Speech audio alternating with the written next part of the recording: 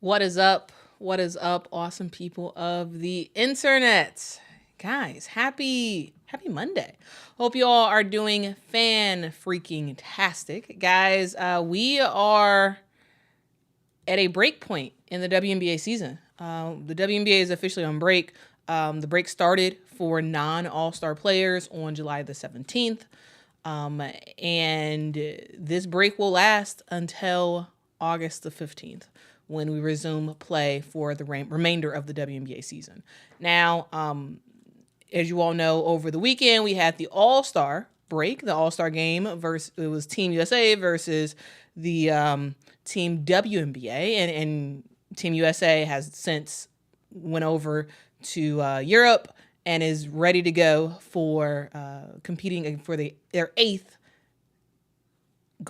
consecutive gold medal. So that's kind of cool for Team USA. But there are also other players who are going overseas as well, WNBA players who are going overseas to play for their respective countries in the Olympics. But while this is happening, I know that there are a lot of new fans to the WNBA. I know that there's a whole bunch of new people who have never been following the WNBA up until this year. And I want to make sure that you all understand why there is a break for the WNBA and also just understand like how this actually happened. All right. So hopefully this is going to be good information for you, just to give you all some backstory about like, what is this Olympic break? Why is it a thing? How is it beneficial? And what's going to happen once we return back? All right, so that's what this stream is going to talk about. And also, guys, if you all have questions about the WNBA, like the history about the WNBA, specifically to the Olympics, you can ask that in this stream, and I will try my best to answer your question. Also, if you have any questions about like just the WNBA in general, I can try to answer your question as well. But the main focus, at least to the start of the stream, is to focus on the Olympics and the Olympic break and why the WNBA has it, and sort of answer your questions through there. Okay, so we are at a break for right now for the WNBA. I've already said that. And you may be wondering, okay, why the long break? I understand that the Olympics is happening, but life goes on. Life goes on. It's not, you shouldn't just pause because the Olympics is happening. So if that's your thought, this is something that the WNBA has been doing. This is something that they've been doing since the 2000s, specifically 2004. That was when the WNBA started to have a break for. That's when they started to have a break for the Olympics. And again, this is something that there are other leagues that do the same thing, a similar thing. So you look at the NHL, they do a type of break during the Olympics. If you look at the NWSL, they also take a break during the Olympics. This is not a far-fetched thing. This is pretty common for some sports leagues around the world, not just in the United States. So I do want you to know that the WNBA is in good company in terms of leagues deciding to pause their season for the Olympics. And if you all don't know, the WNBA is a global brand. The WNBA is a global brand. It's not just Team USA that's affected by the Olympics. It's basically every single team in the W, because most teams in the W feature at least one player who has a overseas commitment for the Olympics, whether that's Team USA, whether that's Team Spain. For example, Megan Gustafson is playing for Team Spain in the Olympics this year. You have, Germany that's represented there in Satu Sabli, Niara Sabli, Leonie Fibich, and others. There's other players around the W who go overseas and play in the Olympics because they do have a country to represent. Not just Team USA is affected by the Olympics actually happening. So for the WNBA, it behooves them to make a pause because this is an event that severely impacts a lot of WNBA teams because their top talent is leaving for several weeks to compete on the world stage. It also makes sense for the WNBA to have this Olympic pause because it gives players the ability to completely focus on the task at hand. So for the players who are going to be in Paris, they don't have to worry about, okay, I'm playing in Paris, but I have to, how did my team win yesterday? Did they win this game? back in America. Like, they don't have to worry about that. They can just solely focus on the task at hand, which is winning a medal for whatever respective country they are playing for. It also gives current WNBA players who are not in the Olympics, it gives them the opportunity to take a pause, take a break, take a breather a little bit, and go on vacation, relax, do something fun for about 2 weeks before they get back at it in terms of practice. So if you've heard, there's a lot of WNBA players who are going on vacation. I believe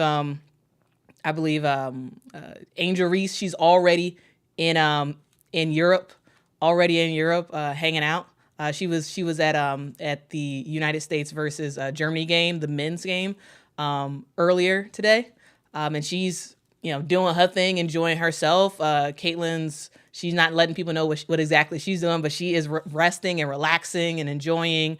You have other WNBA players who are either going overseas or they're staying in America to just vacation and have a good time.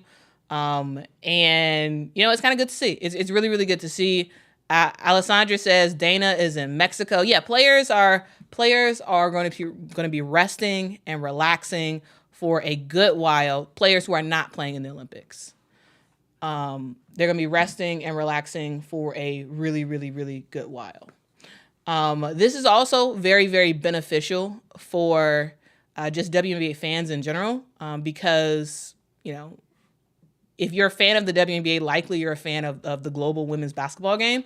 And the WNBA doesn't want to risk, ratings going down and attendance going down and whatnot because people are busy watching the Olympics. Not just women's basketball in the Olympics, but you have swimming, you have lots of other sports that's going to be happening in the Olympics. And the WNBA does not want, the numbers to go down because people are too busy watching the Olympics. And I just think in general, it's a good practice to just have, every 4 years, just to have a little break like this, just to sort of take a pause, get a distraction for a little bit with the Olympics, come back, rip roaring to go to finish out the remainder of the season. It does kind of hurt the momentum that the WNBA has, but I think in general, it's way better to pause the momentum and try to get it back together on August the 15th when the season restarts than to play throughout the Olympics and your momentum totally collapses because a lot of people are distracted with the Olympics. So that's something to note because everybody loves watching the Olympics. A lot of people love watching the Olympics, and you want to make sure that's like the main focus, and then come back to women's basketball in America with the WNBA.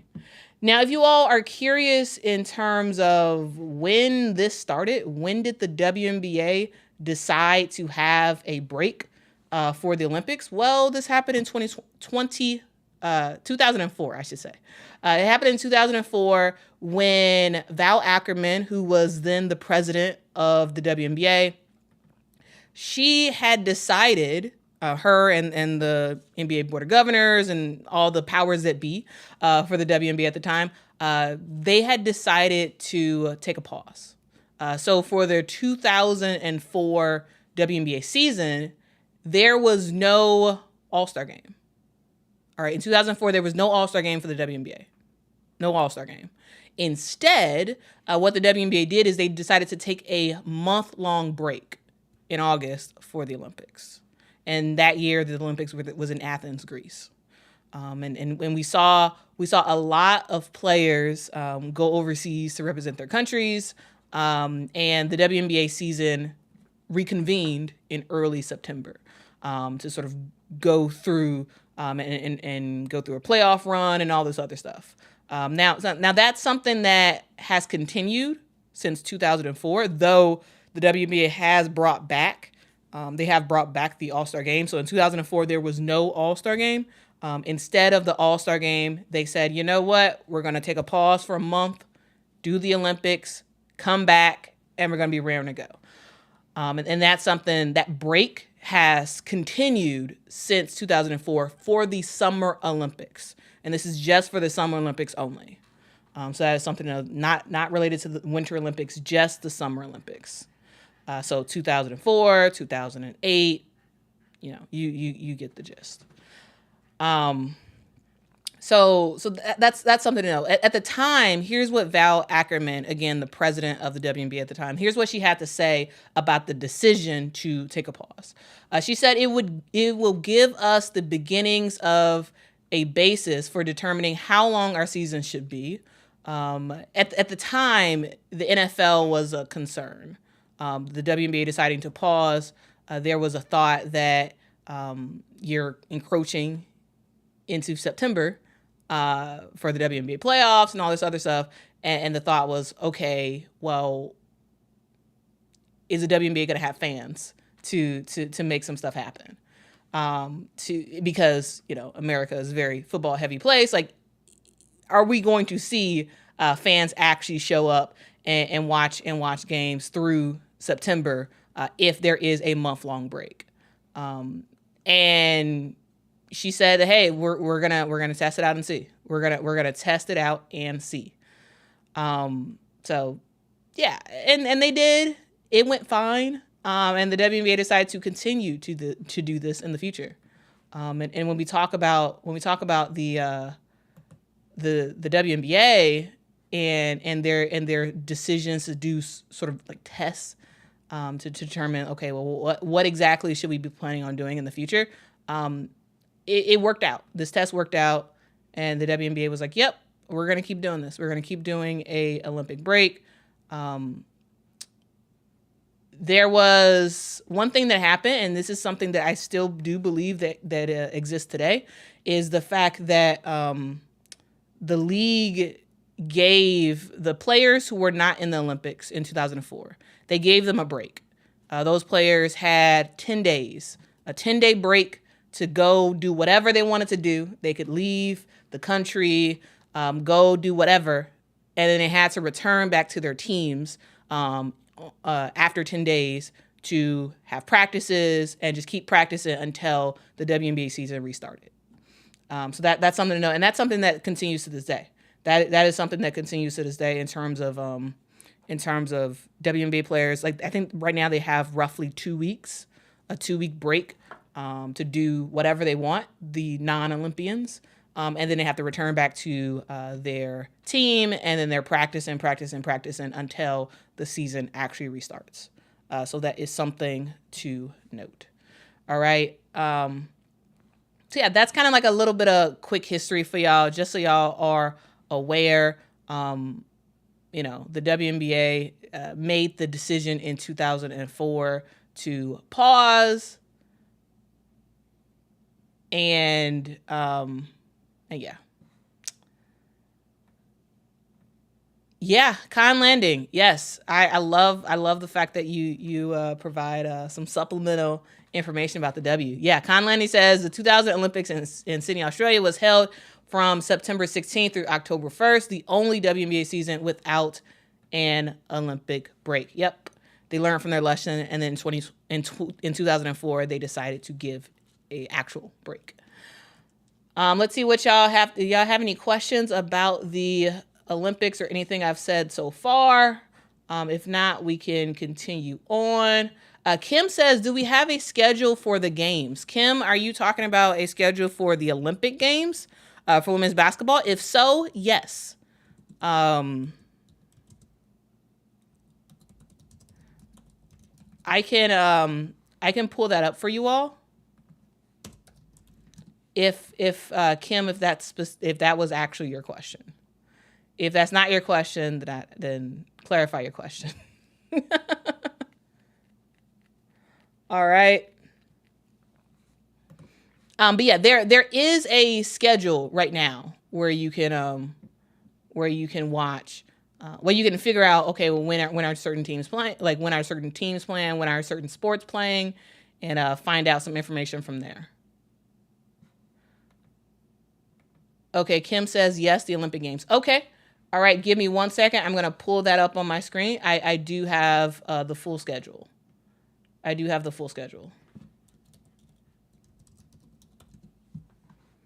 So you all can take a look. And again, guys, if y'all have any other questions or whatever, let me know in the chat. I will try my best to get to it. Because again, guys, like a huge part that I love about this channel is the ability to kind of like be educational in a way. Sometimes it can kind of be, and I know it could be kind of boring for some people. It's not as entertaining of a stream. It's not as like hyped of a stream. But I hope it's informative, and I hope it's helpful for you all. So this is actually one of the parts about my channel that I actually really love. So again, let me know if y'all have questions. I will try my best to get to as many of them, if not all of them. So just please be patient. And I'm gonna go back in the chat to see if there's some other stuff that I may have missed.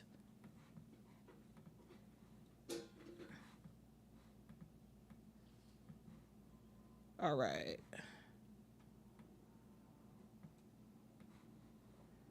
Okay.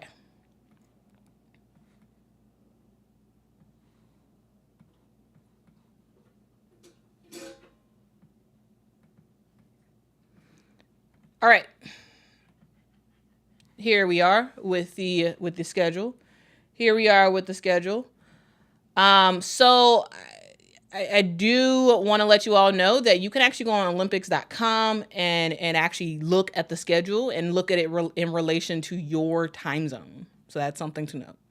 This specific website does not have the networks that the games are going to be on. That's actually another site that if y'all are interested, I can show as well. But yeah, this provides you every single sport. You can go through and look at it. But for basketball, here we go. So we have men's and women's on the same sheet, but we're going to go to July the 28th because that's officially when the women's Olympics for basketball starts. All right. So on the 28th, we see Spain play against China for women, and we see Serbia face off against Puerto Rico for women. Now these times actually say these times are a military time zone, like military time. So like 1400 hours, like 1400. That's 2:00. If you don't know military time. Also, it is in the time zones. You're able to select your time zone and put that in. And guys, I see people asking about adding a link. So I just dropped the link in the chat so y'all can check that out. I just dropped the link in the chat. But anyway, you can see that on July the 29th, that's when Team USA plays their first game. They play at 2:00 against Japan. That's 2:00 Central Time, so my time, Central. So yeah, that's kind of the games there. All right, this is where you can find the games. So July 29th, Team USA plays against Japan. Here's another game that I actually think is going to be a huge game for y'all to watch out for is Germany versus Belgium. That's happening at 6:30 a.m. on July the 29th. A little bit later than that, we see Canada versus France, which is also going to be a really, really, really good game. Gabby Williams plays for the French team, and she's really, really, really good. And I think that's going to be a cool team to watch in the Olympics. Then we see more play where Team USA faces off against Belgium again on August the 1st. And we kind of go down the line from there. Okay, so that's kind of the stuff that you all should know. A thing to note, though, here's something that is extremely critical to note. The gold medal game for Olympic women's basketball, 5-on-5 basketball. The gold medal game is on August the 11th. The WNBA season restarts August the 15th. So it's not much time. It's not much time in between for when whoever's in the gold medal game to play their game and come back to the United States to play for their respective WNBA team. So that is something to note, guys. That is something to note. Is that there's not that much of a gap in between the last game for the Olympics for 5-on-5 and the WNBA season restarting. All right. So again, hope that is helpful for y'all. Yeah, let's see if there any more questions. And if I skip over your question, please just put it in the chat again, and I'll try to get to it. Joshua said, "Can you do a WNBA draft 2025?" Yeah, sure, I can do that. I can do that. Kia says, "Can you talk about the Chicago Sky practice facility?" Yes, I can talk about that in this stream after we get done with all the Olympic related questions. But yeah, I can absolutely. Gloria, Camilla is not playing in the Olympics. Brazil did not make the Olympics. They did not make the Olympics. Germany is in their first Olympics ever for women's basketball, but Brazil did not make it.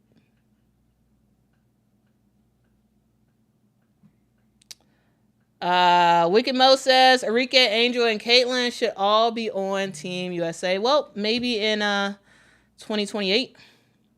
I'm actually thinking about doing a video about 2028 and talking about who I predict to be on that roster in 2028. So if y'all are interested in it, let me know. Actually, I'll make that video because there's a lot of players that I have on my list to make the squad in 2028 because we got some straight up ballers who are one coming out of college and also ballers in the WNBA that's going to be ready to go when it comes to the Olympics in 2028. All right, guys, let's see any more y'all questions. What's up, Polo? Hope you are doing well. Thanks so much for rocking with me. Appreciate the support. Asian Draymond says, Quita, do you think the political side of this whole Olympic squad thing will dishearten fans? I'm seeing a lot of anger on socials. Not really. I think sure it'll give fans a reason to be upset for a little while, but yeah, it's not that big of a deal. The reason why I say it's not that big of a deal is because it's politics has always been a thing with Team USA in basketball. All right, it has always been a thing. It always will be a thing. It just sort of is what it is. Is it good? No. I am of the belief that it should be based off of merit and talent. It shouldn't be anything political about it. Nobody should have guaranteed spots. But unfortunately, Team USA has decided what they've decided, and it is what it is. Guys, I do have a specific video on Arike Ogunbowale coming up soon, and specifically why she didn't make it, and talking about the whole political thing. So I'm going to dive deeper into that in a future video, but yeah, it's a thing. I mean, it just is what it is. I mean, I think you have to determine what you want to do as a fan. Is hearing that Team USA is political and not political in terms of real politics, political in terms of human person-to-person politics, not like Democrat Republican politics. All right, so I want y'all to make that. I see a lot of people talking about policy. I don't want to make sure everybody understands the type of politics you're talking about, like person-to-person politics, like allegiance to certain people type of politics, not Republican Democrat politics. Okay, so hopefully that makes sense. So yeah, I think as a fan, you have to determine, is this enough to make you not want to rock with Team USA? If it is, then okay, so be it. For me, it's not, because it's always been a thing. Like, guys, I don't know if it gets any more political than Candace Parker not making the Olympic team. When you had, I believe it was Stewie's first Olympics. Candace Parker didn't make the squad. Why? Politics. Candace Parker was like extremely good. Like, Candace Parker should have been on that team. Why didn't she make it? According to her, according to other people, according to me, I believe it was all about politics. I believe I believe that because she was with Tennessee and whatnot, I believe there was like bad blood there. I really do. I really do. And the fact that she didn't make the squad, I think that was a way bigger snub than Arike not making the squad, or Caitlin not making the squad, or Angel. Like, guys, Candace freaking Parker didn't make the squad. If that don't tell you enough, then it sort of is what it is. And so personally, I have decided that it is what it is. I don't, sure, I care, sure, I think that Arike, who is, I believe, second in the WNBA right now in points per game, and she's been top 5 her entire WNBA career. She's been top 5 in points scored.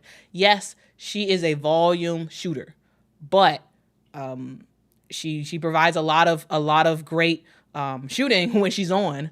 And the fact that Candace didn't make it, I'm just like, that was the biggest snub to me. So like, it's not that big of a deal to me, because I have decided that I personally will always support Team USA. It doesn't matter for me who gets snubbed. Like it doesn't. I'm still going to support the WNBA. I'm not. Well, yes, I'm still going to support the WNBA, but I'm still going to support Team USA, no matter the snubs. All right, because I've just decided that's what I'm rocking with. Similar thing to the Chicago Sky. I have decided that's where I'm planting my flag. Absolutely, they do some boneheaded stuff sometimes, and I talk about it, but I'm not gonna. My allegiance isn't going anywhere. So I think you all individually as fans, you have to decide, is this a hill I want to die on? If the fact that Arike and Caitlin did not make the squad, is that enough for me to completely say I'm done with Team USA, with women's basketball? If that's the case, then okay, well, that's your decision. For me, it's not. And if I can get over them snubbing the Candace Parker, I can get over them snubbing Arike Ogunbowale. So, So personally, I don't think I'm not going to get worked up about it, because it's just, it is what it is. It is what it is. It will always be what it is. All right. But for those who don't know, Arike Ogunbowale did withdraw because she didn't think she was going to make the squad, and she was right. Even if she never withdrew, she still wouldn't have made the squad. She still wouldn't have made it, because you already knew the guards that Team USA was going to have on their team, and you knew it wasn't going to be Arike. And Arike knew that, and she was like, "Hey, I'm gone. I'm going to do other stuff and whatnot," and that's what she did. But guys, I do have a specific video about Arike coming out soon.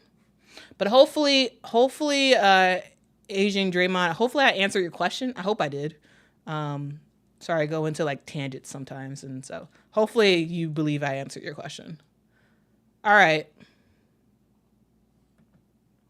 JS says, there is talk about team trading regarding Caitlin Clark. Is that possible? Doesn't she have a 4-year contract?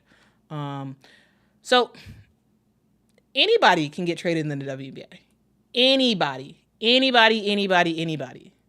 Because the WNBA works off of contracts. And so you can trade anybody to any team. Is a trade going to happen for Caitlin Clark? No, it is not going to happen. I'm not exactly sure why people are suggesting trades. Like no, a trade is not happening for Caitlin Clark. She's not getting traded from the Indiana Fever. I think if you want to go ahead and make if you want to make like made up scenarios about, if she got traded here and this could happen and this can happen, this can happen, sure, whatever. But Caitlin Clark's not getting traded nowhere. No, it would make no sense at all for the Indiana Fever. It doesn't matter who you put in a package for her. I think it would make no sense. There's no trade happening. I think it's just fans wanting to have a fun exercise to do, a fun mental exercise. That's what it is. It's not based on reality. That's like trading, like, it doesn't make any sense. That wouldn't make any sense. No, she's not going anywhere. She's not going anywhere for 4 years unless something happens where she tells Indiana, trade me.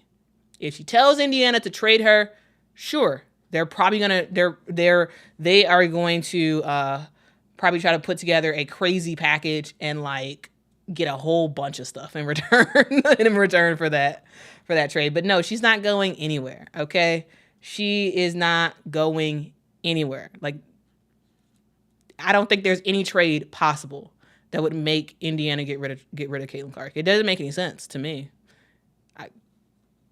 No, I would not. If I'm Indiana, I would not trade Indiana. I would not trade Caitlin for anything. I don't care what you offer me.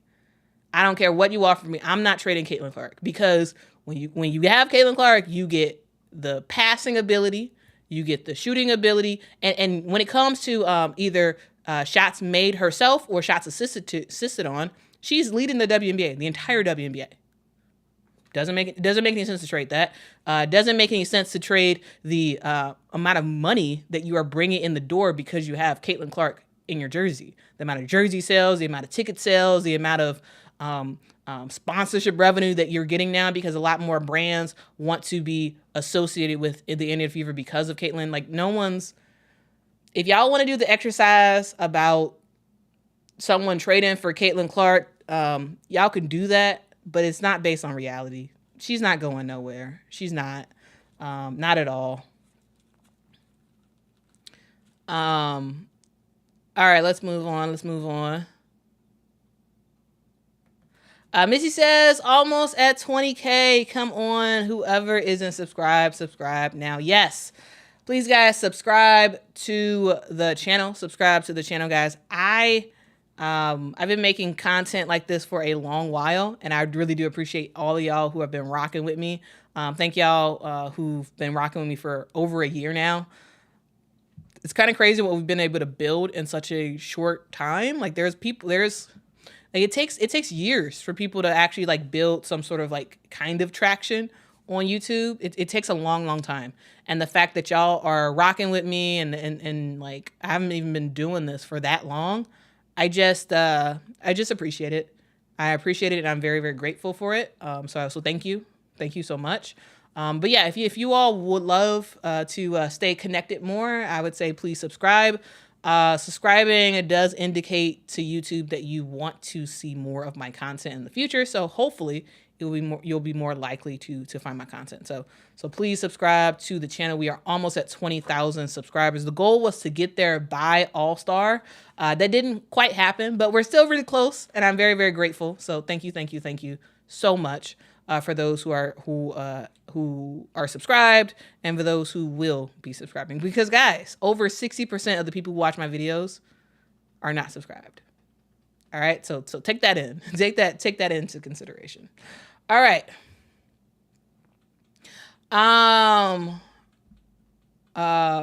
Romalo says, I'm having Caitlin Clark withdrawal symptoms. What do I do? Well, I tell you, you could do several things actually. Because there's no more Indiana Fever games for about a month, all is not lost, my dear friend. All is not lost, because you have the ability to watch previous games. If you have WNBA League Pass, you can watch the entire season up to this point. Go purchase League Pass. Doesn't cost that much money. Purchase it and go back and watch all the Indiana Fever games up until this point. You can watch all of those. Okay. You can also watch some of her Iowa games again. Those a lot of her games are on YouTube, so you can watch that. There's so much stuff that you can do, so much stuff that you can watch. And I will also say, expand your horizons, and rock with some, get introduced to some other teams, some other players who are rocking and rolling and making stuff happen. Now, guys, I am having some weird tech issues, and so I am going to, there we go. I am going to, I'm going to take a pause for about 30 seconds. Okay. I'm going to take a pause about 30 seconds and I will be right back because I'm going to try to fix my, actually, no, it seems fine now. Oh, okay. Actually, it seems fine. That's weird. Okay. Well, never mind, I guess. Yeah, that was really strange. Well, actually, I think it is still messing up. Okay, guys, I think I'm a little bit jittery right now, and I'm not really sure why. And so I am going to fix this real quick, and stay with me. I'm gonna be basically back in like two seconds.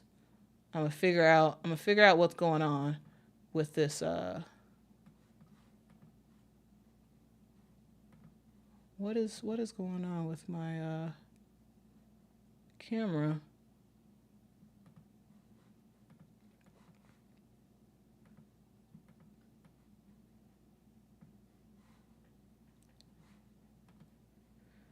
All right. Give me a hot second.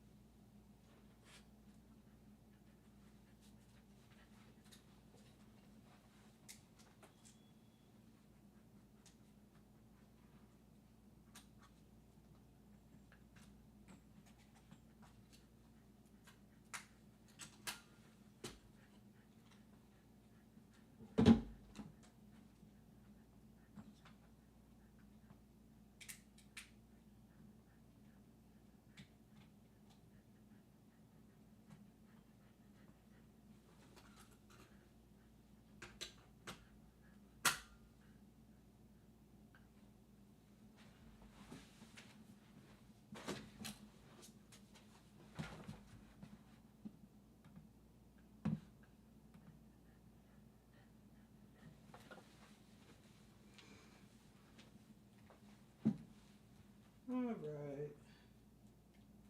Sorry, guys. Give me a hot second. My camera's been acting weird, and I don't know what's going on.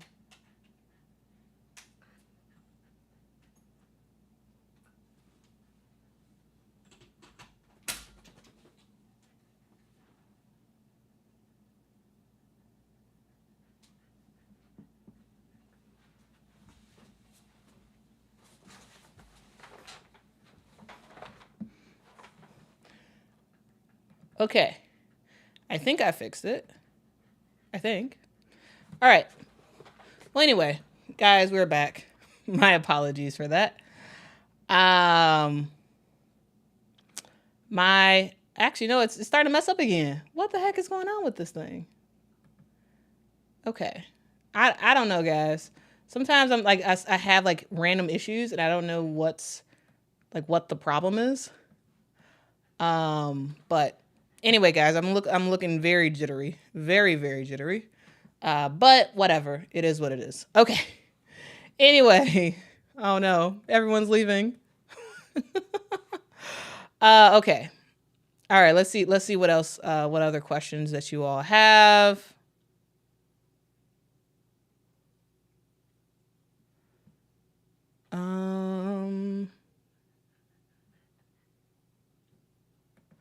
The Mad Techie says, why not Collier? She has been fairly dominant, and her injury, plantar fasciitis, she can play on if needed. She will just hurt like heck. Tarazi has had her trips, and she is not performing top 12. So I'm of the belief that Team USA does not need to play players who are hurt. For other countries like a Germany or a Belgium or a Australia or something like that, I could see them playing players who are injured, and that's sort of where I would put Collier. Yes, she has plantar fasciitis, and yes, she can technically play on it, but why? Like, I don't think it's necessary. For Team USA, you don't need to play somebody who's injured because you can still win by having that player stay at home who's injured and bringing somebody else in and having them play.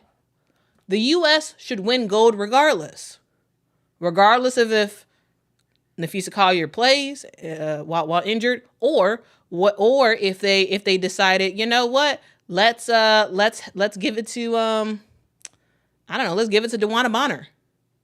Team USA would still win the gold. Like to me it doesn't matter. Like, so why would you bring Nafisa Collier there if she's hurt? And again, this has nothing to do with Nafisa Collier as a person. She is phenomenal. Absolutely phenomenal. But if you're Team USA and you're likely going to win the gold anyway, it's not like you're having her there because you're like, oh my goodness, even her injured can like help us get the oomph to win the gold. We're likely going to win the gold anyway. And in my perspective, it's like, well, why? I don't get it. I don't get it. You have Diana Taurasi who's missed several games this year due to injury. You have Nafisa Collier who, has missed a boatload of games already due to injury. You have Chelsea Gray, who's returning back from injury. So okay, I understand having her because she's back. She's back and she's playing. But I don't understand it. Like it doesn't make any sense to me. Like, yes, if you're Belgium and you have Emma Miesemann is hurt, or kind of hurt, but can still play, you're going to play Emma Miesemann because that's your best shot at getting a medal. But for Team USA, it doesn't make any sense to me. Like, why? Like, why? You don't need to play an injured player. You can grab any other player who was on Team WNBA and be just fine. Just fine. So I don't understand it. I don't think it makes any sense.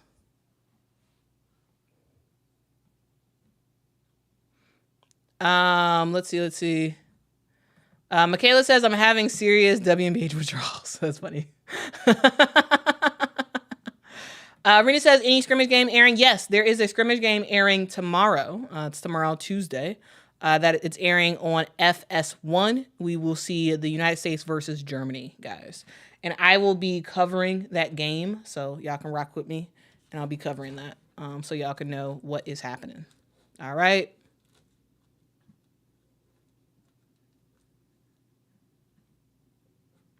Yeah, the game will be on TV. FS1. Hopefully you have FS1.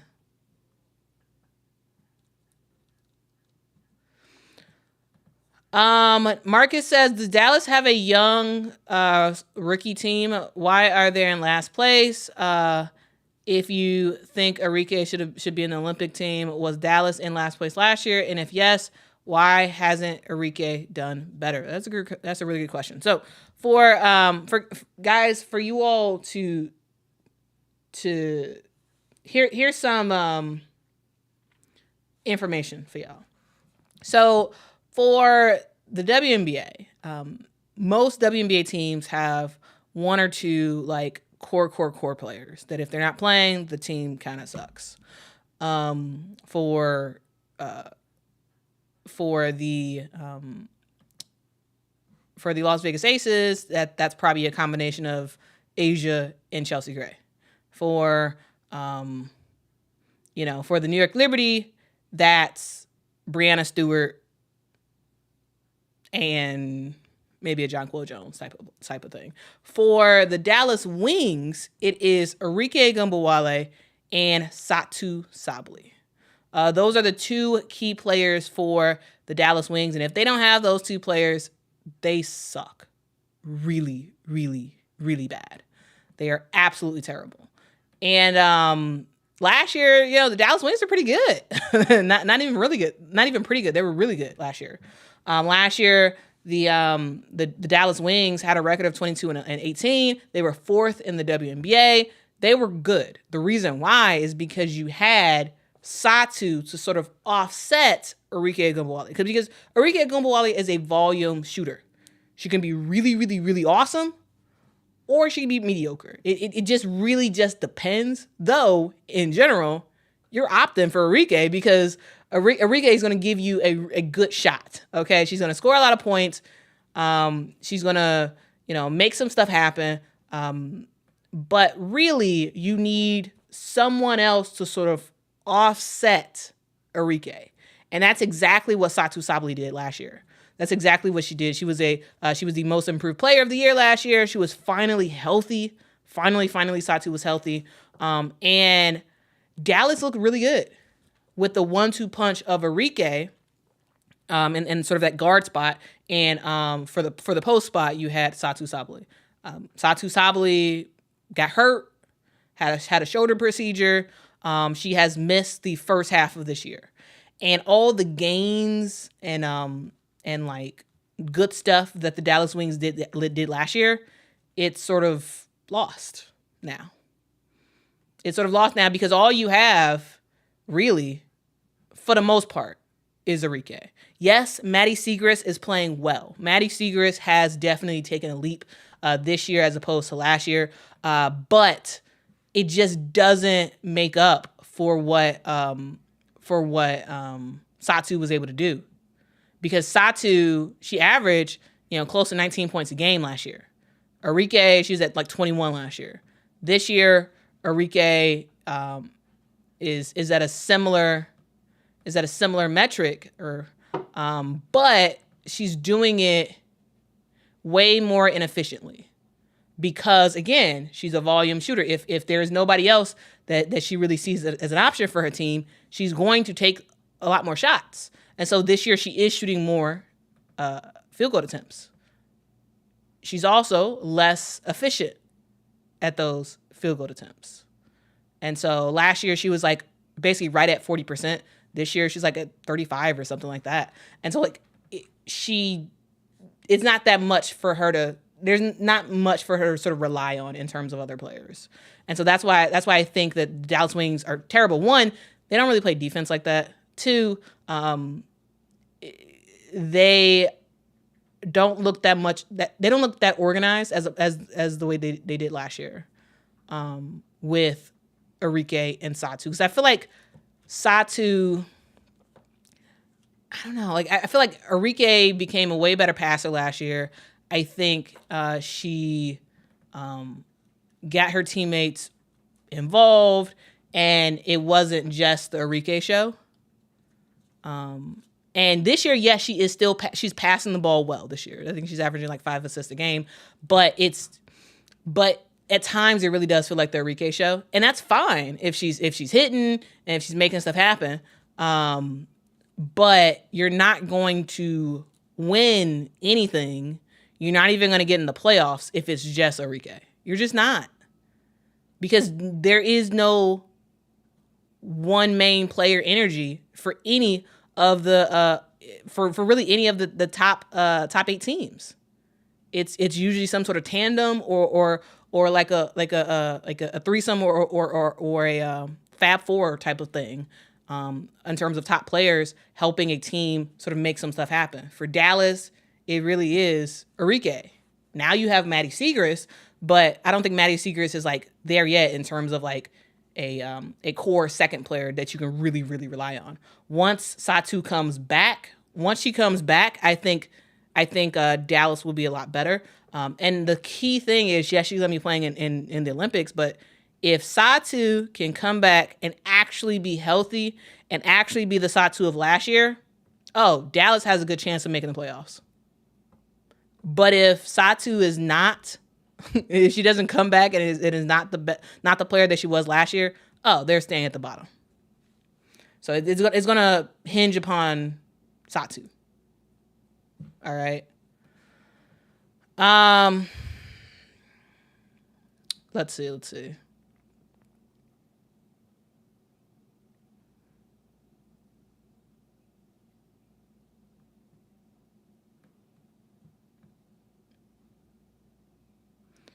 Let's see. Yes, the exhibition game is televised. FS1.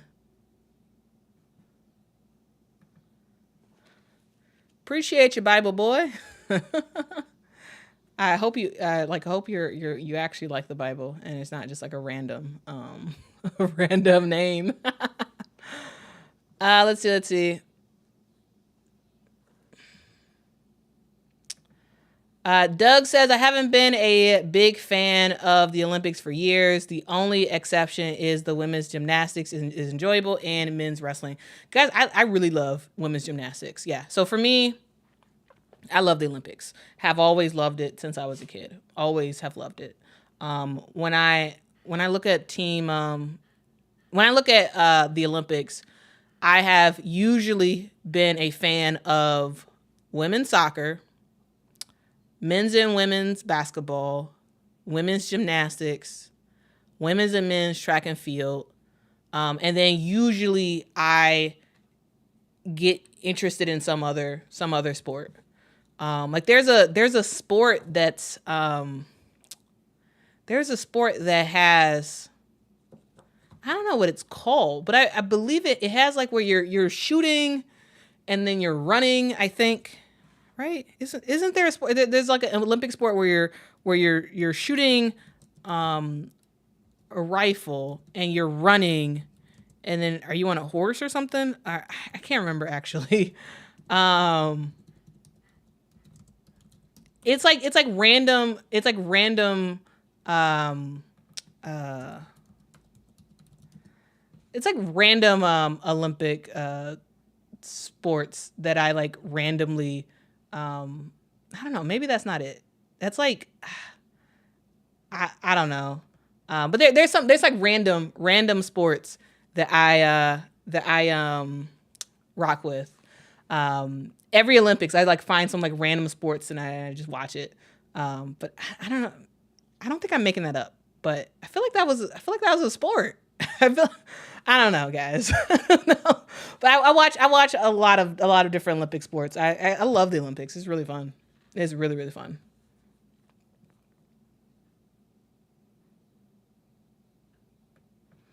Eric says, do you think the Sky is losing money picking up change when the Sky should be playing a bigger arena? No, I actually think Wintrust Arena is perfect for the Chicago Sky for at least a couple more years. The Chicago Sky, I think, has to prove, Chicago Sky and other WNBA teams have to prove that they can actually sell a big crowd consistently. And until they do that, no, I think they should stay where they're at. Now, I think every WNBA team that does not have at least 9,000 to 10,000 arenas, I think they should move. So Dallas Wings, they do have plans on moving soon. I believe next year they're moving. Either next year or the year after that they're moving to actually be in Dallas. The Washington Mystics, they need to move from their arena. The Atlanta Dream needs to move from their arena. But the Chicago Sky, Wintrust Arena holds about 10,000 people. I think that is a fine number. And I think they should stay there until they can consistently get the entire season sold out. Until then, no, I think they should stay where they're at. Yeah. Because to me, the only other place you can go besides Wintrust Arena in Chicago is the United Center. And the United Center is way too big, I believe, for the Chicago Sky. It is. Do I wish it wasn't too big for the Chicago Sky? Yeah, I absolutely wish it wasn't too big. But it is. It is. It just is. So that's something to know. And so, yeah, Eric, I don't think the Sky are losing money by not moving to a bigger arena. I actually think it costs more money to move to a bigger arena. And also, personally, as a fan who goes to literally every game, I don't want to go to the United Center for games for the Sky. I don't. All right. Getting to the United Center sucks. There is no sort of indoor parking for the United Center. For Wintrust Arena, you park. There's a parking facility right across the street, and that's where everybody parks. Discount parking for everybody. For United Center parking is terrible. They have parking in all of these spread out lots. You have random people who bought land, and they make you pay to park on their spot, and you don't totally know if your car is going to be safe when you come back to get it, if it's still going to be there, like if something's going to happen to it. Like, there is no like set infrastructure. I think it would make more sense for United Center to actually just build a facility for parking, but they don't want to do that, so they have it in scattered lots. That's a whole tangent about the United Center. I love going to Bulls games. I love going to Blackhawks games, but I don't like going to the United Center. So part of me also doesn't want to go there for Sky games. Sure, occasionally, whatever, but nah. That's my random tangent about the United States. But no, I think in general, WNBA teams need to prove that they can sell out before they move. All right, WNBA teams that are not already affiliated with the NBA franchise. So yeah. Let's see. John says, hello, is Cheryl Reeves the basketball Karen from the smiling coast of West Africa? John, no. I don't think Cheryl Reeves is a basketball Karen. I think the term Karen is at this point that I don't totally know what it means, because it feels like everybody has their own like spin on exactly what that means. One, I say no. Two, I don't know. I think she's a really good basketball coach. I think she is a human that has particular thoughts about certain things, and sometimes you agree with them, sometimes you don't. But you can't take away the fact that she is an exceptional basketball coach. She is, regardless of anything else. Love to Ball says, I think it should be tryouts. There were tryouts for the Olympics. There were tryouts. Team USA has had camps over the last several years to get ready for this Olympics. They had a camp in I believe February of this year, in which Arike did take part in, and other players. They had one in April, one that Caitlin could not participate in because she was in the NCAA tournament, but they had one in April. So there have been camps. So there have been tryouts, basically, that have been happening, and they sort of took that under advisement, and it is what it is.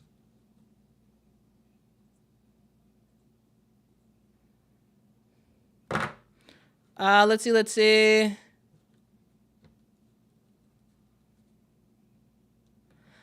CAC says, Quita, how do you think USA 3x3 is going to do? I think it would be tough for them to medal. To be honest with you, CAC, I have no idea. Like, I am primarily a 5-on-5 type of person. If you want to talk about 5-on-5 international basketball, I can talk about some of these teams, and actually I might just do that. I'm not gonna do that today because my video is kind of screwing up, and I actually would love to post that as a separate video. So I'm probably gonna do a separate video to talk about the other teams, because I know a lot about the other teams. That's Australia, Belgium, Germany, France, Canada, Nigeria. Like I know a lot. China. I know a lot about 5-on-5 women's basketball teams internationally. I know a lot. But when it comes to 3x3, I have no idea. To be quite honest with you, I watch 3x3, but I don't feel like I pay enough attention to the international game for 3x3 to actually have a real educated guess about what Team USA is going to do. I'm going to cover it, of course, but I have no actual predictions. I don't know. So yeah, I'll absolutely cover it, but yeah, I don't know. we'll see. We'll see. Maybe they'll win gold. Maybe they won't medal. I don't know. All I know is I will watch it and I will cover it, but no real predictions. Other than to say that I think that you know Ryan Howard's going to lead this team. That's what I know.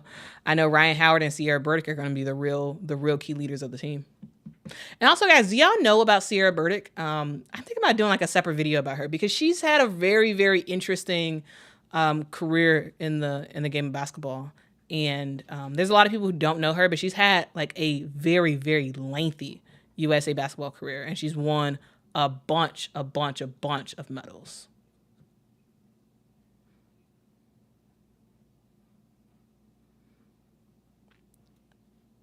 All right.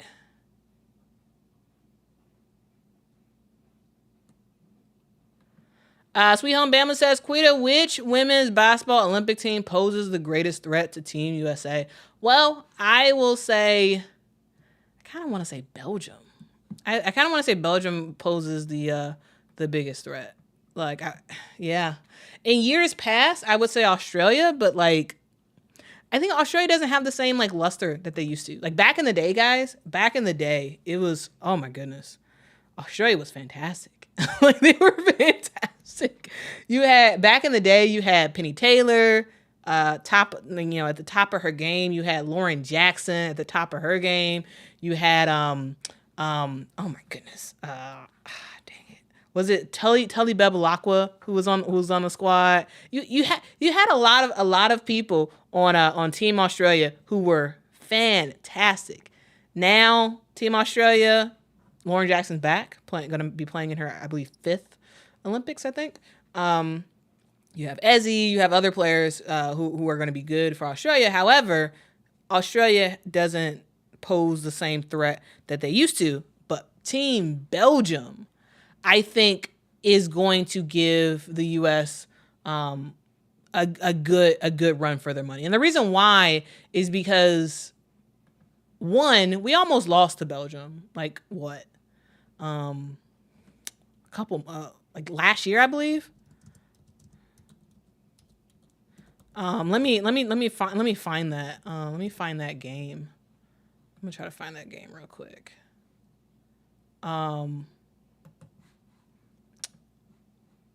Because it was a very surprising game for Team USA. And I think here we go. I found it. All right. So we played Team Belgium and that was this year. Okay, we played Belgium a couple months ago in February. And that game was a down the wire game. You know, like how LeBron James saved the day for Team USA when they played South Sudan a couple of days ago. We encountered one of those things. We encountered one of those things when time was winding down, and Breanna Stewart got a rebound and did like one of those touch buckets in there to win the game, 81-79. This was a very, very close game for Team USA.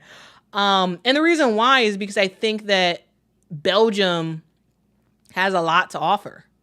You got WNBA players, some former WNBA players, and Emma Miesemann, who decided not to play in the WNBA this year.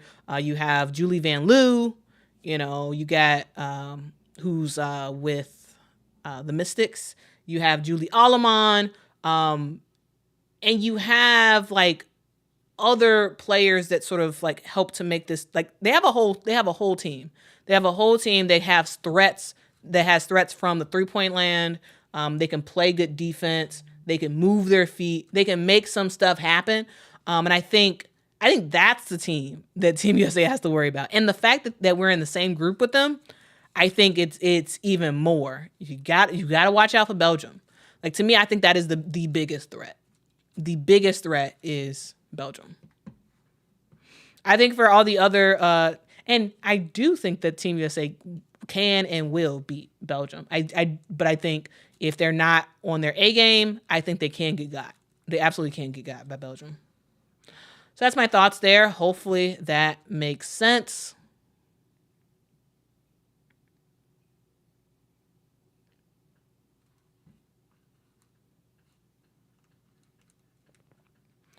Let's see.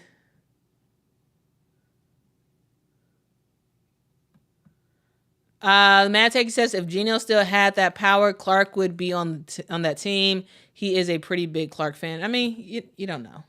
Who knows? You don't know.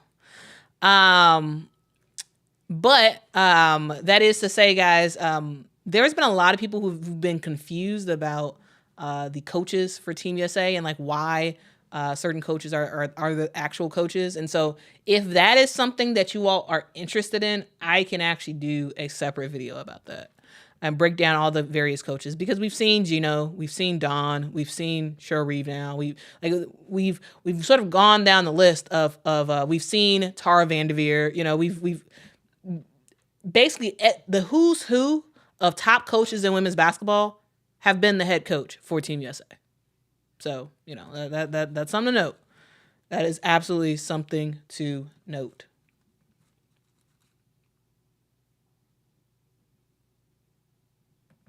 Loving Me says, how are teams chosen to go to the Olympics for women's basketball? Well, they're chosen by a tournament. FIBA hosts various tournaments to determine who actually makes the team. So there is a actual like FIBA Women's Olympic qualifying tournament that happens. And they depending on who wins, that's what determines it. That is what determines it.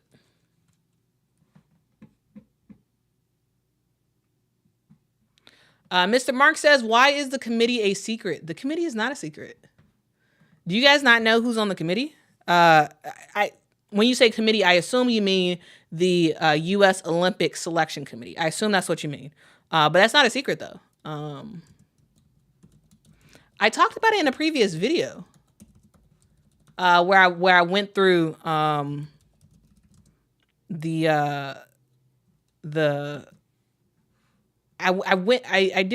a video where I went through the players on the selection committee for Team USA.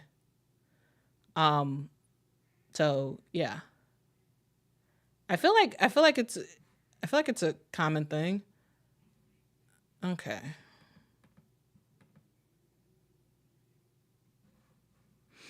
Yeah, I don't think it's a I don't think it's a secret at all, actually.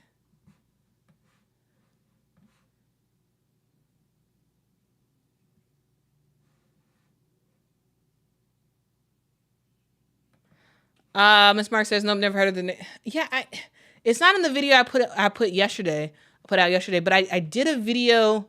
I think when the announcements were made, I did a video talking about the selection committee. But if you don't know the list here, I can go through it real quick for you, Mr. Mark. I can go through it real quick. So here are the 6 people, the 6-person committee who determines who actually makes the roster for Team USA. And actually, hold on. I'm going to put it on the screen so you all can take a look. All right. Here we go. Let's put this on the screen. All right. Here is the selection committee right here. All right. We have Jennifer Rosati, who is the chair, Don Staley, Bethany Donovan, Dan Padover, Simone Augustus, and Delisha Milton-Jones. Those are the people on the selection committee. So it's not a secret. It's public knowledge. It is very, very public. That's the selection committee. Okay. So the 12 people that were selected to Team USA, those are the 6 people who had a hand in determining who those people are. As you notice, on that selection committee is not the head coach. So the head coach, while I'm sure they probably have some sort of say, but Cheryl Reeve does not determine the people who actually make the team. All right. Cheryl Reeve does not determine that. Absolutely, she has a say. I'm sure she does. I'm sure they listen to her, what she has to say. But she does not determine who makes the team. All right? The people who determine who made that team is Jennifer Rosati, Don Staley, Bethany Donovan, Dan Padover, Simone Augustus, and Delisha Milton-Jones. All right? This is not meant to be a secret. Like, this is public knowledge on USAB's website. So that's something to know, okay? But it's really not a secret. I think a lot of people don't know because the media don't tell them. I mean, I've mentioned it in at least one of my videos before. I remember talking about it. But I think it's not common knowledge, not because it's a conspiracy and they're trying to hide it, but because the media just doesn't tell people.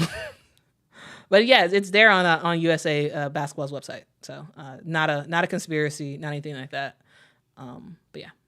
Also, guys, this is the selection committee for the 3x3 team, which is Jay Demings, Carolyn Peck, and Lindsay Whalen. So those are the people who determined the 3x3 selections. Okay. All right.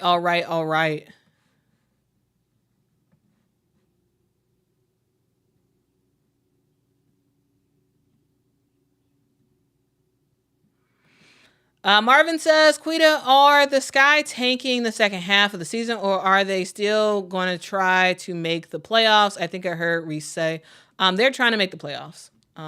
They are trying to make the playoffs. If you ask anybody on the Sky's organization, they will not say they are tanking. However, I think they're not tanking. However, I don't think that they are necessarily trying to make the biggest push ever. So I think they're going to try their best for the playoffs, but if they don't make it, I think they'll just be like, oh, well, that's a bummer. You know, I don't think it's not playoffs or bust for them. It's not playoffs or bust for them. But I do have, again, guys, as a reminder, I do have videos talking where I'll be breaking down every single team. All right. I will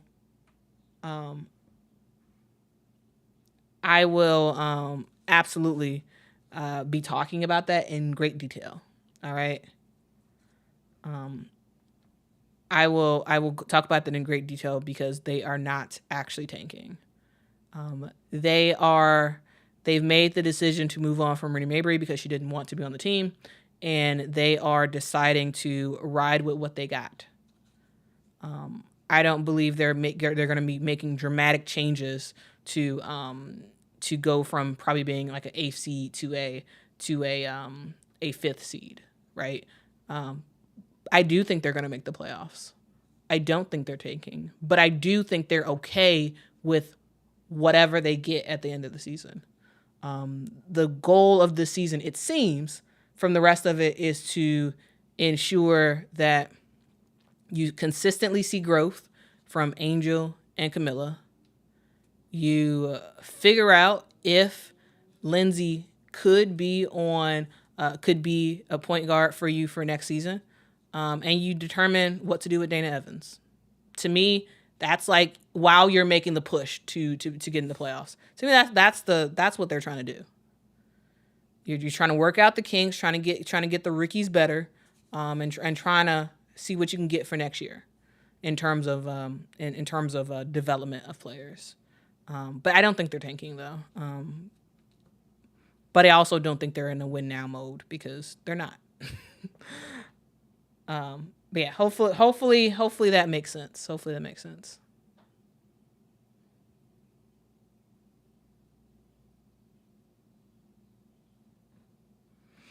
Marcus, I believe they are. Kathy Engelbert gave an interview, and I believe she said that they were interested in adding some more games for next year. Sinister says the Aerial Powers video with Reeve on the plane is not a good look. Yeah, Yeah, it's not. It's not. Yeah, that wasn't a good look. But, you know, it is what it is. Bible Boy says, "How are the Sky tanking?" Well, I think people are thinking that they're tanking because they traded a player like a Marina Mabry, but Marina did not want to be on the team anymore. She didn't. So I am of the belief that, hey, if you got a player who doesn't want to be on the team anymore and is miserable, move her, try to make something happen. And I think the Sky has set themselves up as best they could for future success in like the draft and whatnot for next year. So.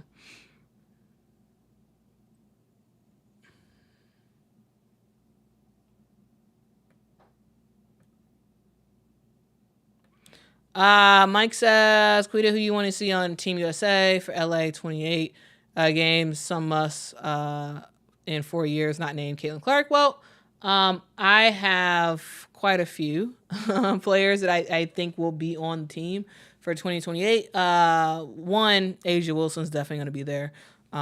Two, Paige Buckets is going to be on there. Three, and this is, I'm saying 1, 2, 3. It's not in any particular order. It's just what's coming into my head.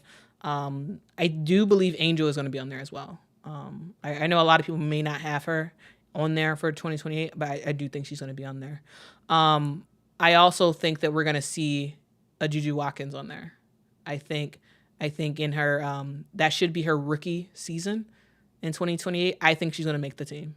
I think for sure she's going to make the team. I also think that we're probably going to see a player like a Kiki Affen on the team as well for Team USA. So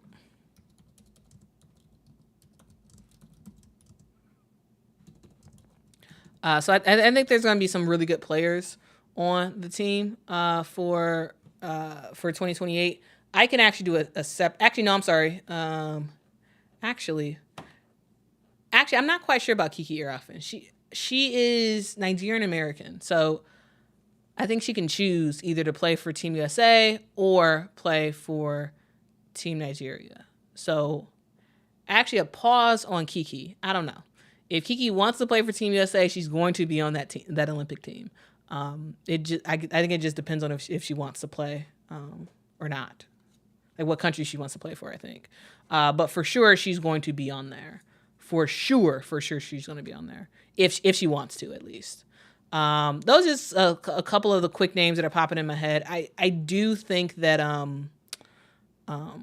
when it comes down to it, I'm gonna make a separate video about it because I actually see in 2028 it not being a lot of the people who were on this year's Olympics, right?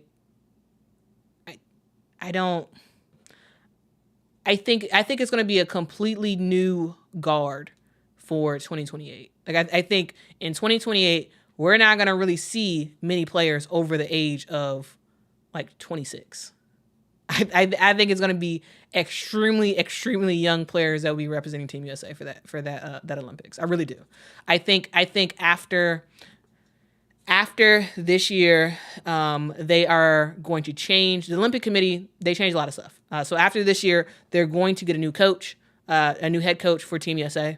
It's not going to be Cheryl Reeve. It's not because of anything Cheryl Reeve did wrong. It's how Team USA works. After the Olympics, that's when they get the new. They're going to get a new coach. Likely, the selection committee will change a little bit, and I think the strategy for 2028 is going to be young. I think that's the whole strategy. I think we're going to see a lot of heavily young players. Again, no one really above the age of 26 or 27 on that roster, with the exception of Asia. I think Asia is probably going to be one of the only, like, it's going to be Asia, maybe Stewie. You know, I don't think it's going to be that many like older players. I think they're going to do a complete changing of the guards for Team USA when it comes to 2028. So that's my prediction. I'm actually going to be making a separate video about that. I feel like every answer I'm like saying, oh, I'm going to do a separate video because I've thought about some of the stuff that y'all are bringing up. And I'm like, I have stuff in the works for a separate video about it because I really do think it's going to be a complete changing of the guard. Complete. When it comes to Team USA.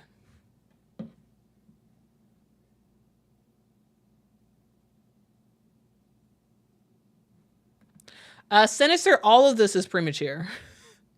Sinister, we're talking about 2028. Yes, all of this is premature. All of it. All right? All of this is just predictions. Okay? This is all predictions, Sinister. Literally everything we talk about when it comes to 2028 is premature.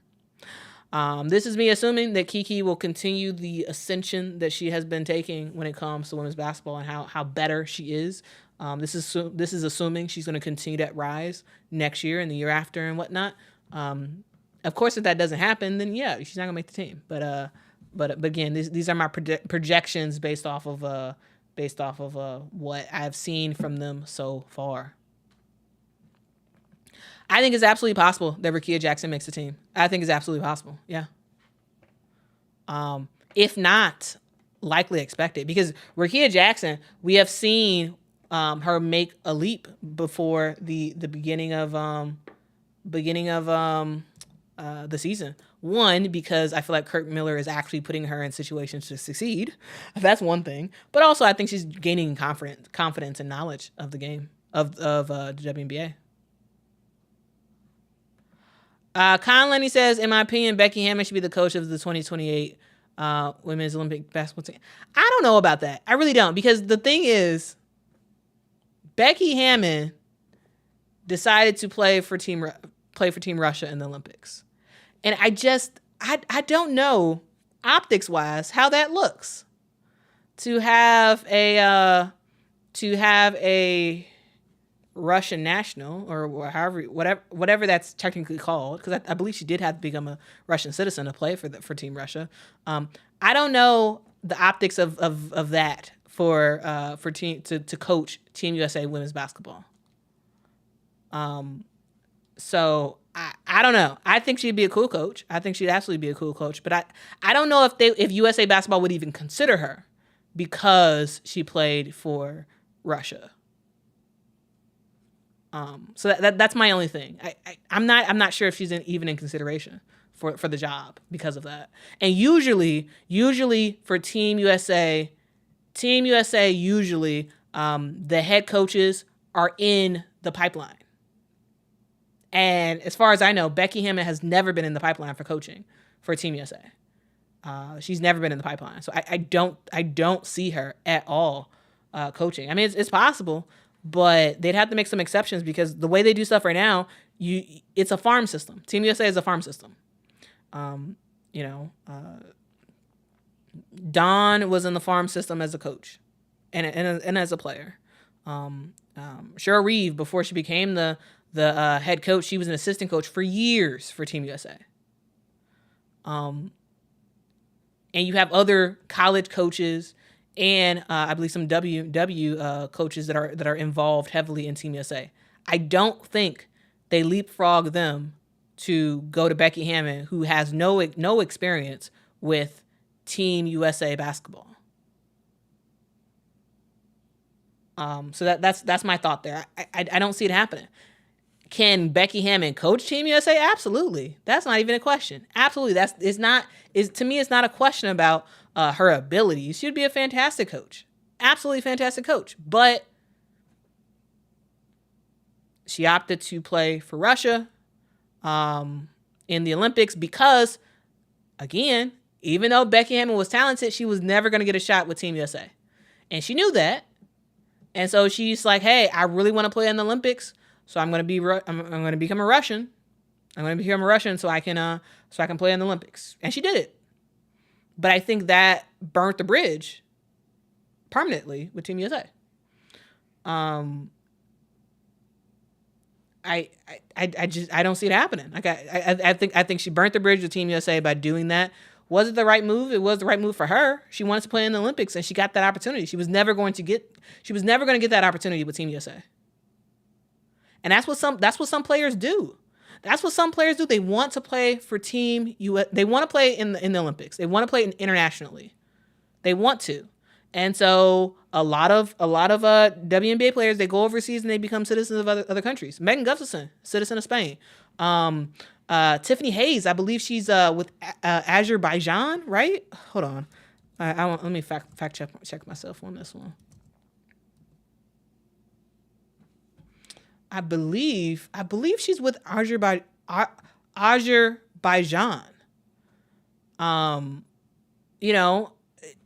They do that for off-season opportunities for additional money overseas, and they also do it because they want to play internationally in the biggest competitions. That includes the Olympics. So you see this from WNBA players. It's not unheard of at all. It's not unheard of at all. So she is Azerbaijan. Yep. Khan Landing. I don't see Kim Mulkey wanting to do Team USA. I'm sure at some point they asked her. her to do something with Team USA.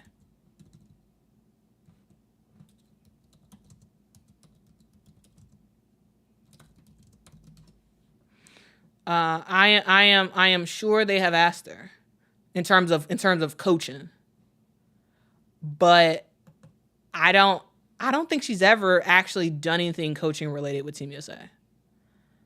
As a player, yes, she won the gold in 1984. She won the gold for Team USA. But I don't think she's ever done anything with Team USA as a coach. As far as I know. I don't think I'm wrong about that, but we'll see.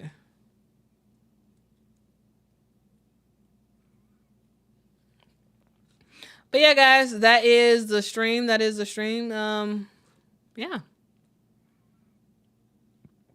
I don't have much of anything else to say. But I appreciate y'all rocking with me, though. I appreciate y'all.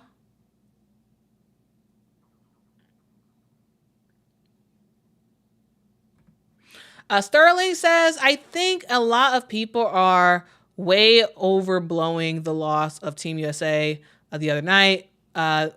What about when Oregon beat Team USA? It happens on both sides. Each year, they prepare for the Olympics, men and women. Yeah, I do. Yes. I do think that there are some people who are taking that loss and they are going crazy and saying, Team USA will not win the gold because they lost to Team WNBA. I disagree with that sentiment. Yes, Team USA has a lot of things they need to fix. All right. There's a lot of stuff that they need to fix from that game against Team WNBA, and it is concerning. However, Team USA, at least on the women's side, is still the bona fide best team in the world. And yes, while they would lose in the Olympics versus team WNBA.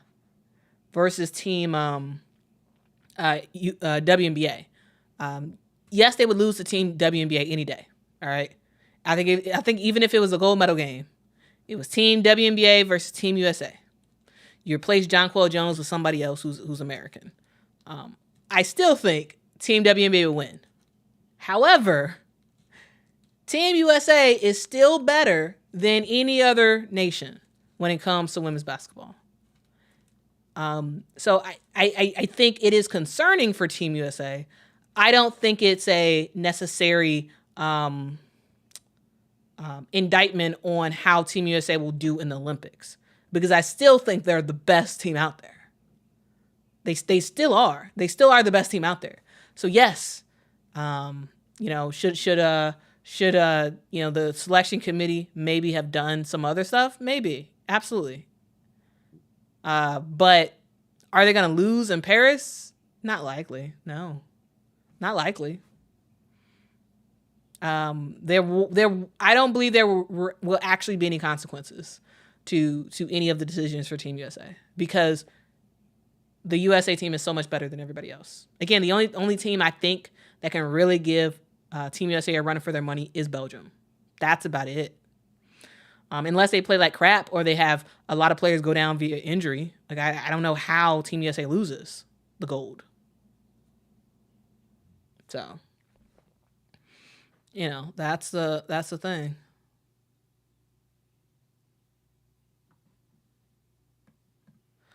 Bible Boy says, I'm going to do 1 push-up every time I see a logo brick from now on. My new workout program. Okay. All right. F. Terry says, Bible Boy, you about to get ripped. Fo is Life says, Cleese. For those who don't know, that is Caitlin Clark and Angel Reese. Cleese.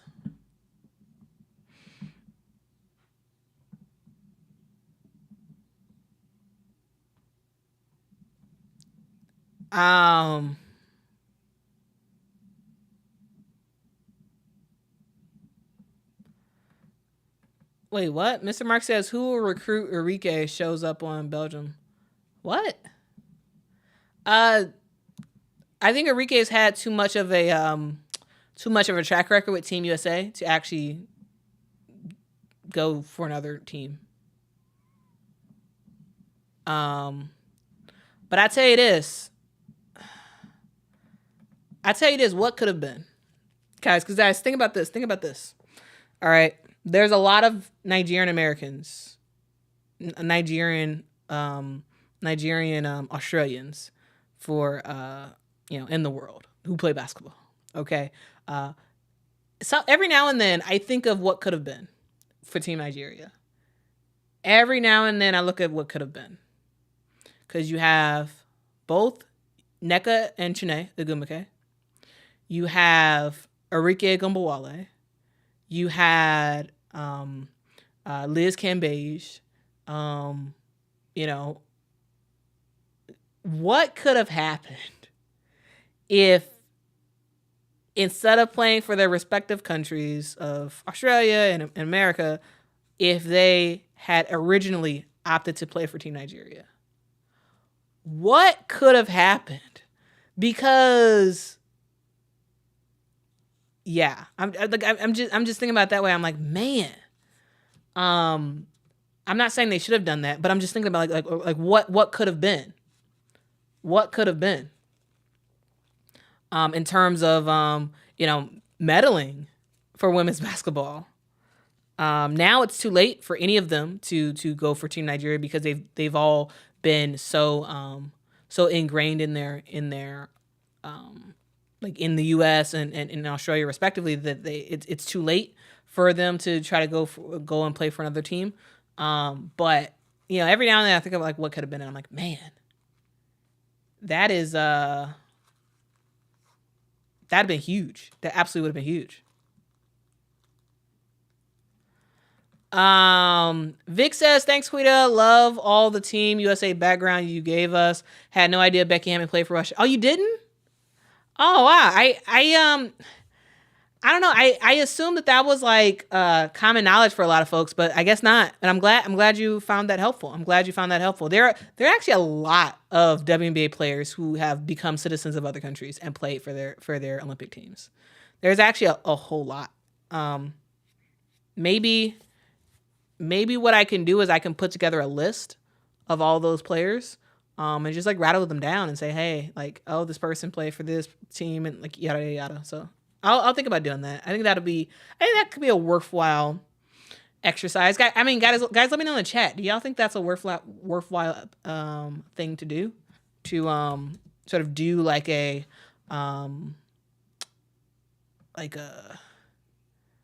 in the history books for the Olympics, in terms of who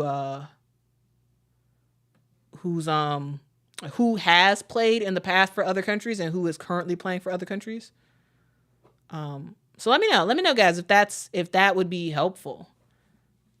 Because I think I don't know. I'd be game to do that video if y'all are interested in that.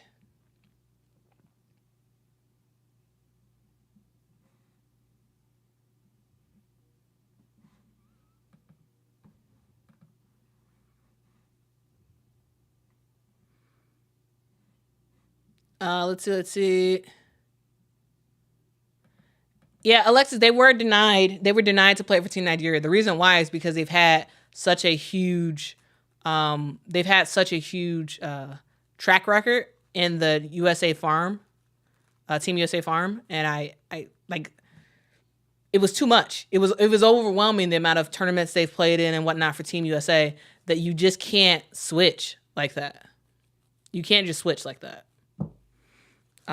But if you're like, for Becky Hammond, for example, she didn't really do anything with USA basketball because they weren't interested in her. They were not interested in her as a player, and so she was able to go and play for Russia because she wasn't involved with Team USA. Stable says, so foreigners are allowed to play for both countries? No, they're not. They have to pick, and for the most part, they need to pick before they actually start getting involved with that other country. So, for example, for Team Nigeria, if Nneka and Chiney really wanted to play for Team Nigeria, they would have needed to not have been involved in the USA Basketball Farm, which means not participating in USA basketball activities on a senior level, not just junior level, but senior level as well. They were participating in tournaments and whatnot. And if you're going to do that, you then can up and say, okay, I don't want to play for US anymore. I want to play for Nigeria. You can't do that. You have to pick before you start getting involved. So before they had played in any senior national team opportunities for Team USA, if they would have said, I want to switch to Nigeria, they could have done that. They absolutely could have done that. But they didn't do that. So you can't start playing with Team USA or another team. You can Team Belgium. You can't start playing for Team Belgium for several tournaments and then all of a sudden decide, you know what, I want to play for Team USA now. You can't do that. They're going to deny your request. They're going to deny your request because you've had substantial opportunities with, Team Belgium or whatever. Does that make sense? Hopefully it does. Hopefully it does.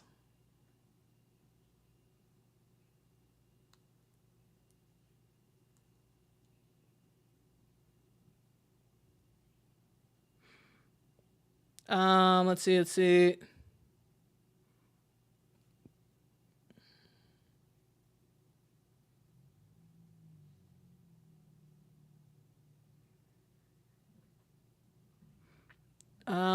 see. Anything else y'all got to say?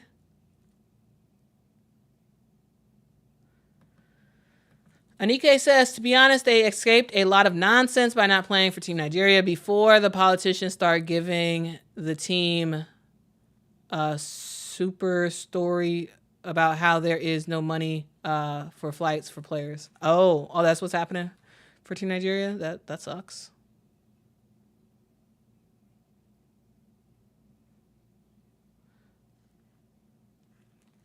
Let's see.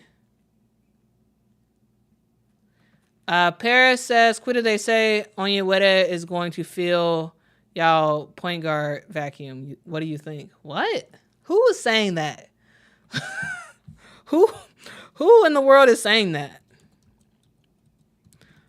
Is there an article about that or something? Like, who is saying that, Paris? Because Michaela Onyewere is for the most part, a power forward. Or not a power forward. She's, for the most part, a small forward who can kind of do a little bit of everything. She could go a little bit higher if she needs to for a couple plays, or go a little bit lower if she needs to. But who is saying that Michaela Onyewere is going to be the point guard for the Chicago Sky?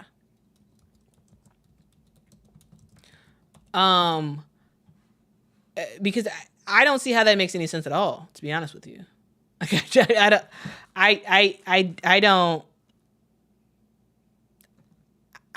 don't get it. I don't think that makes any sense. So Paris, please tell me who is saying that. I think that's a terrible idea. Michaela Onyenwere is not a point guard. She's not.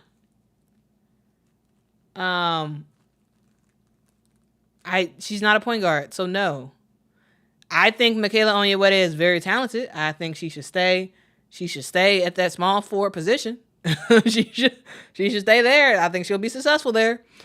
She has a lot to offer the Chicago Sky, not as a point guard. So I really don't know who said that. I think whoever says that is, in my opinion, wrong. I don't think she is a point guard in the WNBA. I don't think that. Sure, you can try to make somebody a point guard, just like Haley Jones is still trying to be a point guard for the Atlanta Dream. It's not successful. I think you can move players to other positions. The point guard position is something that they either got it or they don't. Like I don't think you really can move somebody to that point guard position if they're not naturally that. If they haven't been doing it for years, if they're not naturally that, it doesn't make any sense. With the exception of Courtney Williams, who have found success at the point guard position. Is she a true point guard? No, but she is probably the closest that we can get to a guard who is not a point guard actually successfully being a point guard for a team. That's about as close as we can get. That's about as close as we can get. But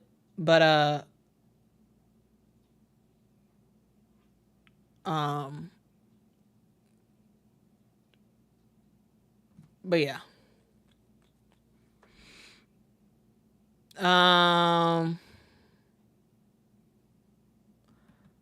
Know the other girl, what's her name? What?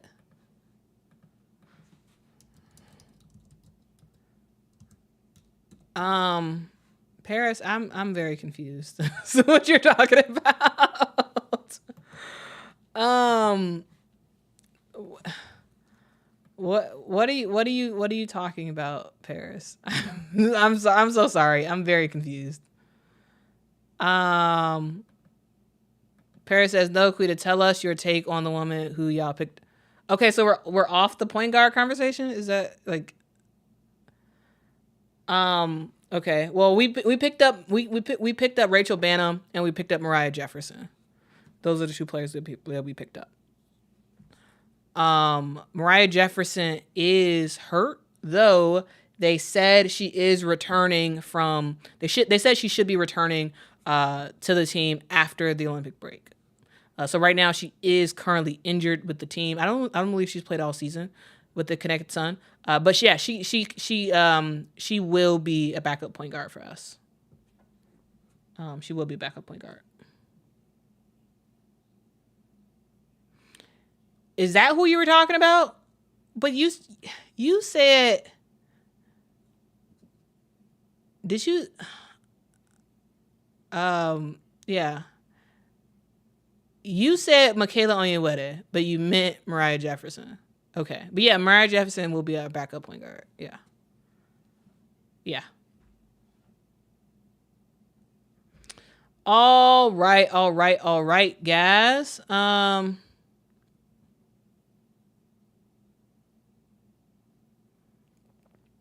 Let's see what else y'all got to say. Element says next point guard is Juju. No, it's not. Juju is not a point guard, guys. Juju is not a point guard. I don't believe Juju would be a good option as a point guard for any team. No. Juju Watkins is a generational talent. She's going to continue to light college women's basketball on fire until she gets to the WNBA. Then she's going to light the WNBA on fire. She is spectacular. I think when it's all said and done, she is going to outshine anybody who has ever played the game of women's basketball. Juju. I believe she will. Her talent is immense, And I don't think people realize how good she is. Like, she is fantastic. But guys, she is not a point guard. No. I think it will set her up for failure if she ends up going to the WNBA and they make her a point guard. It is not what she is. She's going to go down as the best shooting guard in women's basketball history. I would even say probably when it's all said and done, the best player in women's basketball history. All right. But she is not a point guard. She is a shooting guard. So no. She does not need to be a point guard. Absolutely not. Just because someone can dribble does not mean they should be a point guard. And that's not necessarily what I think you're saying, but like I think there's a lot of people who are like, oh, there's a shooting guard who can dribble the ball, they need to be a point guard. No. There's a completely different mindset between a shooting guard and a point guard. Okay? It's completely different. So no. Debbie says, Quita, please answer my question. I don't know what your question was, Debbie. Can you repost it or something?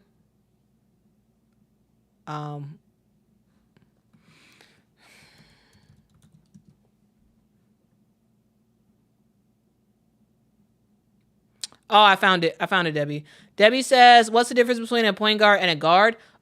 Usually when people say the word guard, I have found that people usually mean a point guard or a shooting guard or even a small forward sometimes. I think it depends on the person on specifically what they mean. When I say a guard, I usually mean a point guard or a shooting guard. When I just say the word guard. All right, so guard is very like generic. But if I'm specifically talking about the one, it's point guard. If I'm specifically talking about the two, it's shooting guard. But like, if people just say the word guard, that doesn't tell you anything other than they're either the one or the two. Maybe sometimes people think of the three. But yeah, hopefully that makes sense. Like, it's not like you're the point guard, you're a shooting guard, or you're small forward. A lot of times people move small forwards up into that guard spot. So for example, Marina Mabry, she played the small forward position, basically for the Chicago Sky. She's a guard, When I think of Marina Mabry, I think of a guard. I just say the word guard. It could be for the two, it could be for the three, but she's not a point guard, right? So when you think of guards, let's take a Chicago Sky. You have Dana Evans as a guard. You have Lindsey Allen as a guard. You have Marina Mabry as a guard. You have Kennedy Carter as a guard. You have who else is a guard? Anyway, you get the point. So those are all guards, but there's only one point guard in that mix. There's only one actual point guard, and that's Lindsey Allen. So yeah, guard is a catch-all phrase. It's a catch-all word, just like post player. The word post player is a catch-all. It could be saying someone's a post. They could either be a power forward or a center. You don't know unless you ask more specifics. Right? It's a catch-all. It's a catch-all phrase. So guard could mean the point guard. It could mean the shooting guard. It could even mean the small forward. For post players, if you say someone's a post, they're either a center or a power forward. It's just a catch-all phrase. It can be kind of confusing. So, Debbie, I can try my best to like specify instead of just saying someone's a guard. I can specify and say they're a shooting guard, they're a point guard, that type of thing. So don't mean to cause confusion there, but that's kind of the deal right there. All right. I thank y'all so much for rocking with me. Guys, my video is completely screwing up. I don't know what's wrong with this thing. But anyway, guys, I will talk to you all tomorrow. Yeah, I'll talk to you all tomorrow, guys. I will be covering the Germany versus US game. So that will be pretty fun. So guys, rock with me there for that. Guys, again, thank y'all so much for rocking with me. I do apologize for my video. I don't know why it's looking like that. It looks pretty terrible. But my apologies for that. Hopefully I'll get that fixed very, very, very soon. Again, guys, appreciate y'all so much for rocking with me. Thank you. Have a great rest of your day. Tell someone that they matter, because they do, guys. Until next time, guys, I appreciate y'all. Have a good night. Bye-bye.